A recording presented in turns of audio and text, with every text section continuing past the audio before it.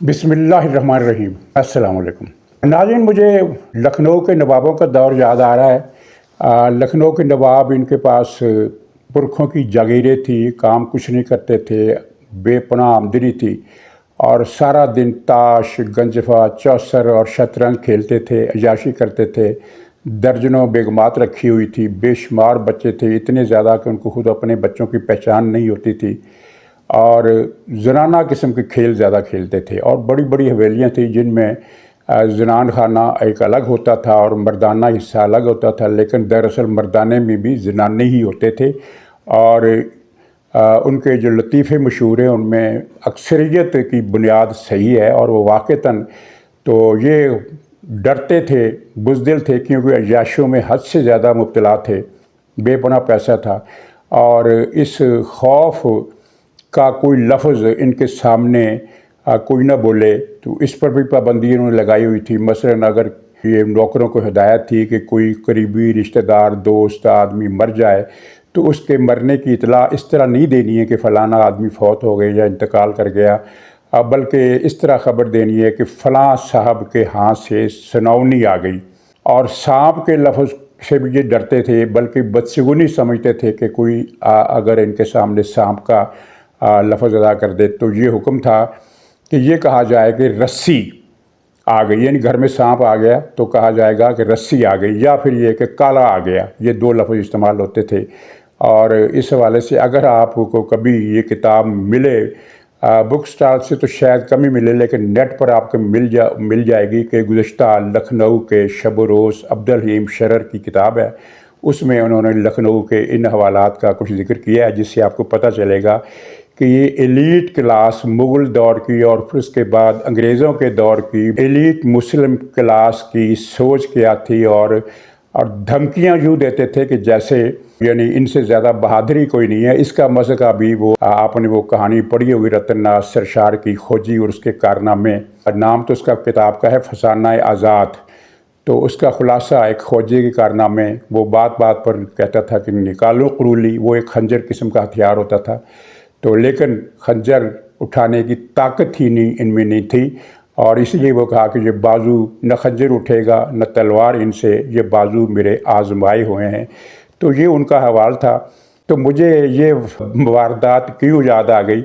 P T I کے جو اس وقت قائم مقام چیئرمین ہے عملاً، یعنی وہ گلی گوہر کو تو کچھ پوچھتا نہیں ہے، اب پی ٹی آئی کا جو چہرہ ہے سر بازار وہ ہے شیر افضل مروت کا۔ لوگوں کو اسی میں عمران خان کی جھلک نظر آتی ہے، اور وہ اس کو عمران خان ثانی بھی کہتے ہیں، اگرچہ کچھ عرصے سے، کچھ دنوں سے ہم یہ دیکھ رہے ہیں کہ پی ٹی آئی کے اندر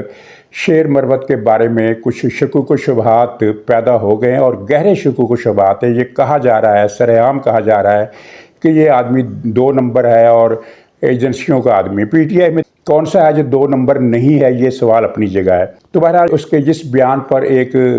کافی غل مچا ہوا ہے سوشل میڈیا پر اور ٹی وی پر بھی، شیر مروت نے کل یہ خطاب کرتے ہوئے کہا ہے کہ مجھے 30,000 مرد چاہیے، جگر دل جگر والے،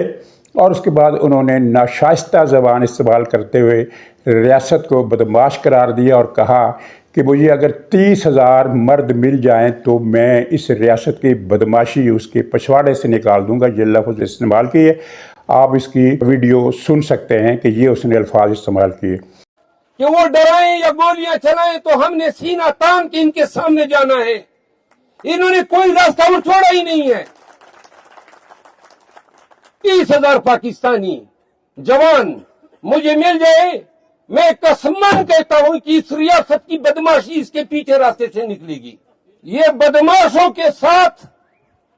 انہی کی زبان میں بات کرنا ہے، اور جب آپ کی ریاست بدماش ہو جائے تو یہ آپ پہ فرض ہے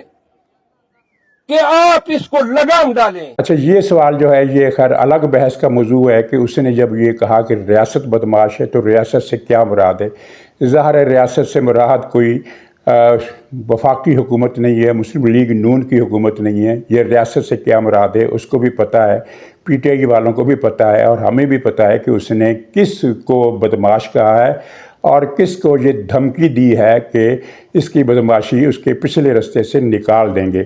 تو خیر جہاں میرا جو تبصرہ ہے وہ تو خیر اتنا ہی ہے کہ یہ بازو میرے آزمائے ہوئے ہیں، لیکن وہ واقعہ یاد آ گیا کہ پی ٹی آئی میں 30,000 مرد کہاں سے آئیں گے. یہ تو گویا زنان خانے سے آواز آ گئی. وہ آپ کو ایک لطیفہ یاد ہوگا کسی نواب کا کہ ملازم نے آ کر کہا نواب صاحب حقہ پی رہے تھے اور شطرنج کھیل رہے تھے دوسرے نواب کے ساتھ. تو ایک ملازم نے کہا کہ سرکار وہ گھر میں رسی نکل آئی ہے، یعنی سانپ آ گیا ہے. تو وہ دونوں نواب حضرات جو تھے وہ شطرنج چھوڑ کر پلنگ پر چڑھ گئے، مسہری پر چڑھ گئے اور اس کے اوپر چڑھ کر چلانے لگے، ارے کسی مرد کو بلاؤ، کوئی مرد ہے تو آئے، کوئی کسی مرد کو بلاؤ. تو ملازم نے کہا کہ حضور آپ بھی تو مرد ہیں. تو یہ اب پی ٹی آئی میں 30,000 مرد کہاں سے آئیں گے؟ اب یہ 9 مئی کی دھمکیاں دے رہی ہے. سپریم کورٹ کے ایک جج صاحب کی آشیرواد ان کو مل گئی ہے. اسلام آباد ہائی کورٹ کے 7 جج ان کے پیچھے ہیں. ہر طرح کی سہولیات ان کو دی جا رہی ہیں. لیکن بات یہ ہے کہ وہ گھر میں رسی نکل آئی ہے اور یہ مرد کہاں سے لائیں گے؟ میں آپ کو یہ پھر بتا دوں کہ یہ جو 9 مئی کا ہنگامہ ہے یہ ان کے مردوں کا کارنامہ نہیں تھا، یہ سارے زنان خانے کے لوگ تھے. دراصل ایک لمبی چوڑی سازش تھی جس کا آپ سب کو پتہ چل چکا ہے. کوئی پوچھے تو اس کو یہ بتا دینا چاہیے کہ بھائی آپ کو یقین دہانیاں کچھ حلقوں کی طرف سے کرائی گئی تھیں کہ آپ ہر جگہ جتھے بھیجیں، اور جتھے پہلے سے تیار تھے. عمران خان کے گھر سازش ہوئی تھی اور اس سازش کے ساری تفصیلات موجود ہیں کہ ورکروں سے کہا گیا تھا کہ کوئی تمہیں روکے گا، کوئی تمہیں ٹوکے گا، کچھ بھی نہیں ہوگا،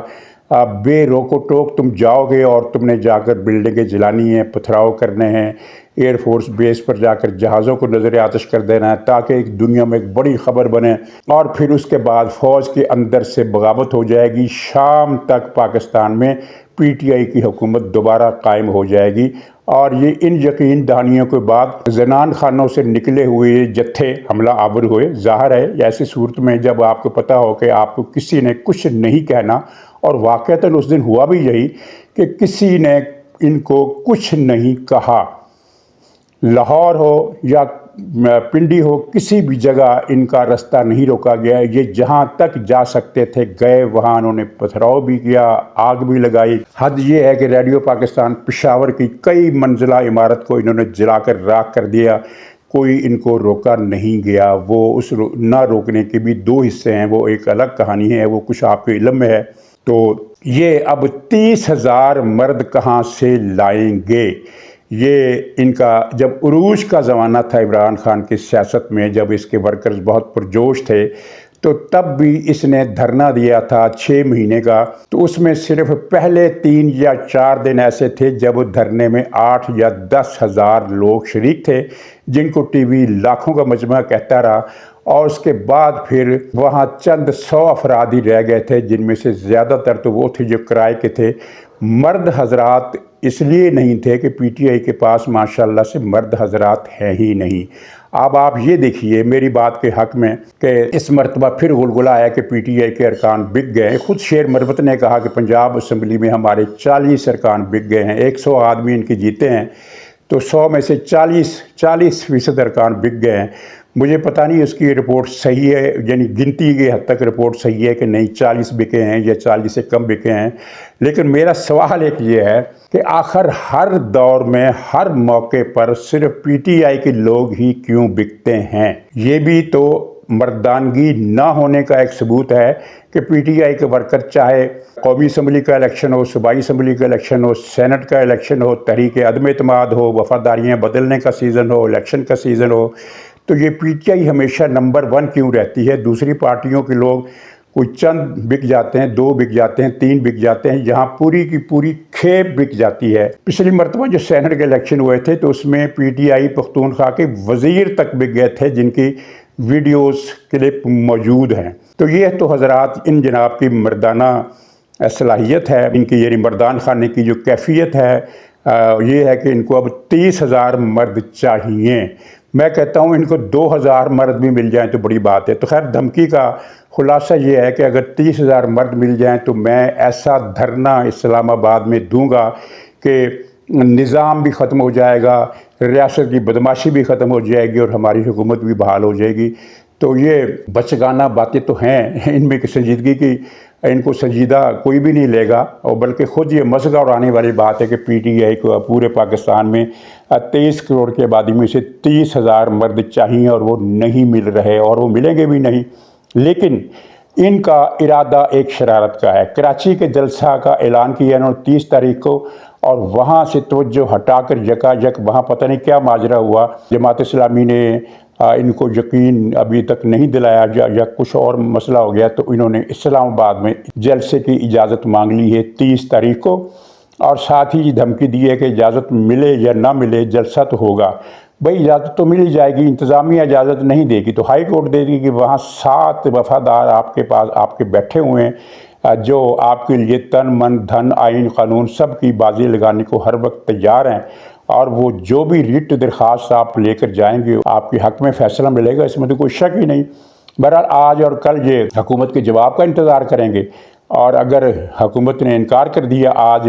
تو آج یا کل یا پرسوں یہ اسلام آباد ہائی کورٹ میں درخواست دائر کر دیں گے اور فوراً ان کو اجازت نامہ مل جائے گا، پھر یہ جلسہ کر لیں گے۔ لیکن ان کا ارادہ کچھ شرپسندی کا ہے۔ پی ٹی آئی کے پاس اپنے پاس تو مرد نہیں ہے، ان کو امپورٹ کرنا پڑیں گے ٹی ٹی پی سے، اور وہ گلگت والے مولوی سے، وہ جو دہشت گرد مولوی ہے جس کی پارٹی یہ کہتی ہے کہ ہم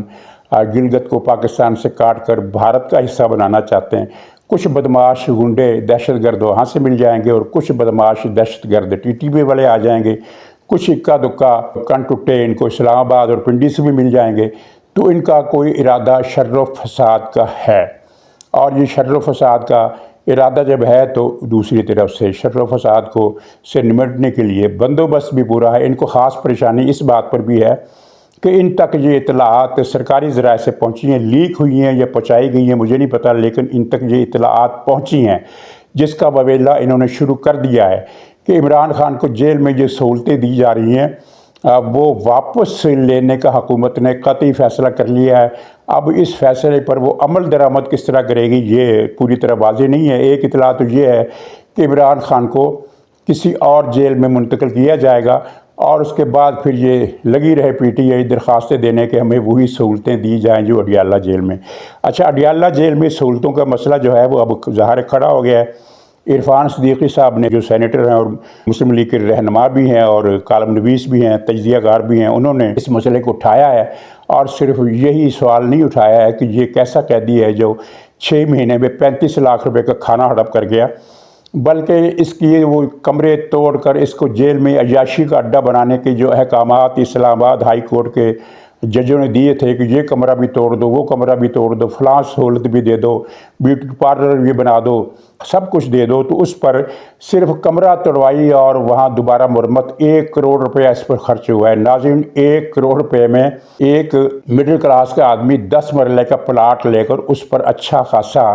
مکان بنا سکتا ہے، اچھا خاصا مکان 1 کروڑ روپے میں۔ تو 1 کروڑ روپیہ، اب یہ 1 کروڑ روپیہ ناجائز خرچ کیا گیا ہے عدالتی احکامات پر، عدالت نے ناجائز احکامات دیے، اپنے اختیارات سے تجاوز کیا،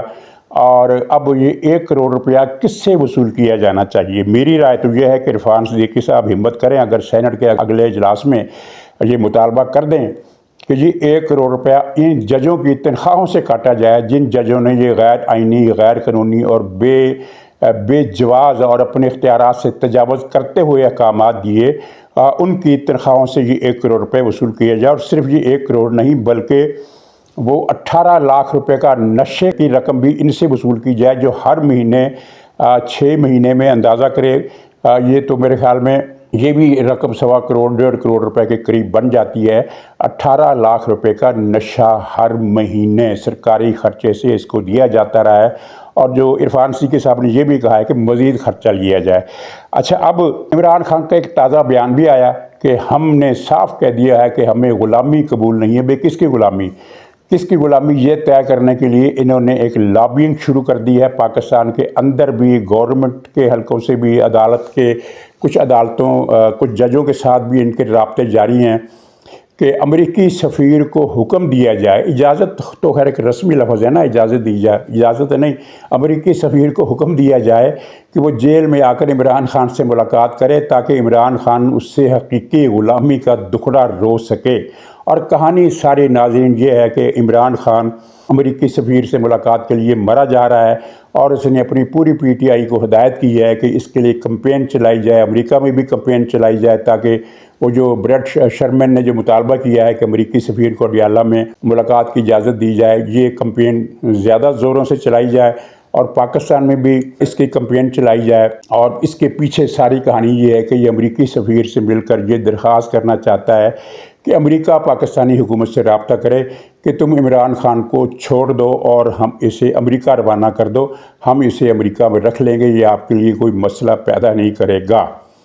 تو یہ کہانی ہے اور اس کے لیے امریکی سفیر سے یہ ملاقات کے لیے کمپین چلائی جا رہی ہے۔ تو یہ ان کی حقیقی آزادی کی یا امریکی غلامی نامنظور یا فلاں جو ہے، یہ اس کا قصہ ہے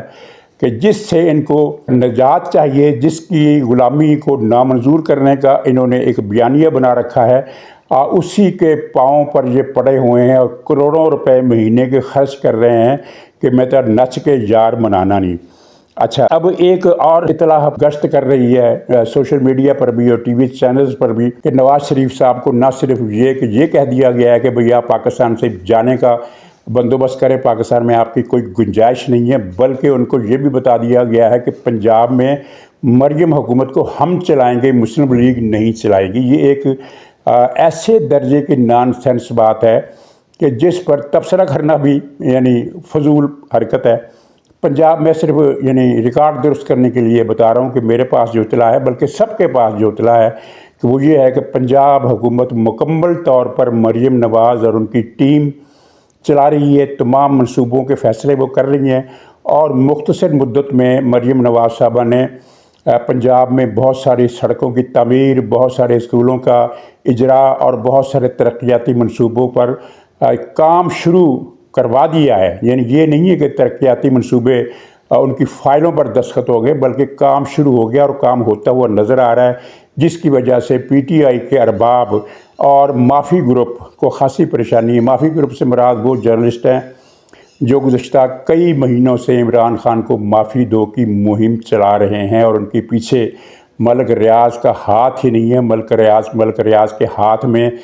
دبے ہوئے نوٹ بھی ہیں۔ تو اب دیکھیے یہ ساری کہانی کا انجام کیا ہوتا ہے۔ تو بہرحال یہ 30,000 مردوں کی جو ڈیمانڈ کی ہے شیر افضل مربت نے،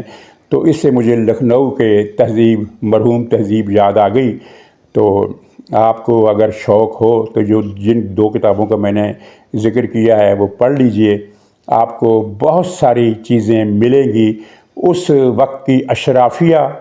یعنی یو پی اور مدھیہ پردیش اور بہار کی مسلم اشرافیہ اور پی ٹی آئی کی جو کیڈر ہے، جو اس وقت سوسائٹی کا اپر پورشن ہے، سوسائٹی کا یعنی ایلیٹ کلاس کا اپر اور لوئر اپر جو پورشن ہے وہ پی ٹی آئی پر مشتمل ہے۔ آپ کو لکھنؤ کی تہذیب اور پی ٹی آئی کی تہذیب میں کوئی فرق نظر نہیں آئے گا۔ تو ناظرین اجازت دیجیے، انشاءاللہ اگلے بلاگ میں پھر ملاقات ہوگی، تب تک کے لیے خدا حافظ۔